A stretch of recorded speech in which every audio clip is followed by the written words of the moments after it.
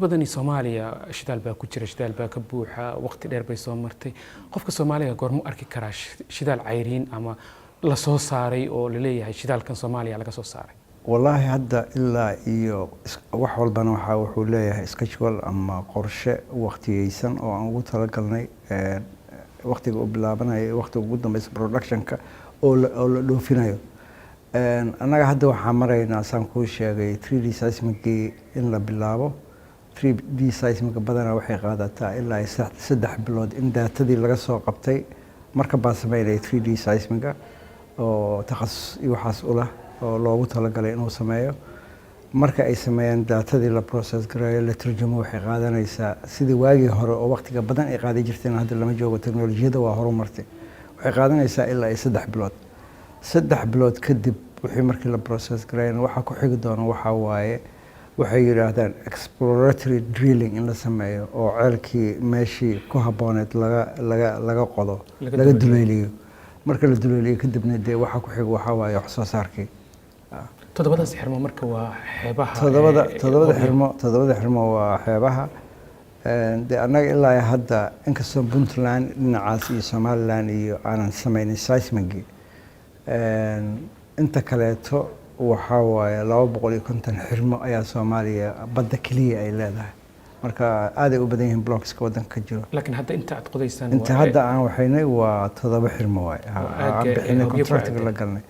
ma hubyo kaliya kuma aadana waxay ku aadan yihiin ilaa South ilaa Jubaland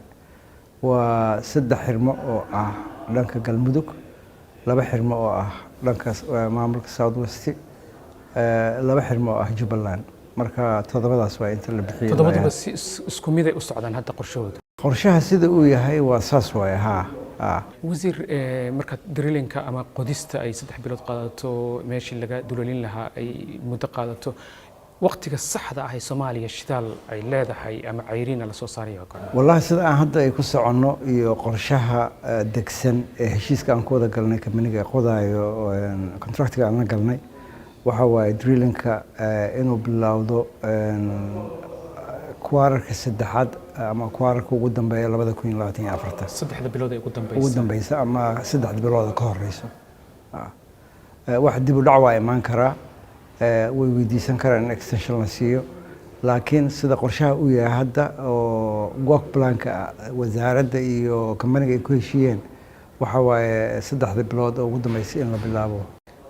wasiir badda waan aragnay bariga waxay raadaan shidaal badan baa ku jiro saameyn badan baa sanadihii 80-yadii iyo laga sameeyay iyaga maxay idinkaga qorshaa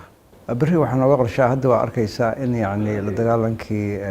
shabaab oo si xawli ah ku socdo oo aan filayna in yacni insha Allah laga guuleysto oo wadanka laga saaro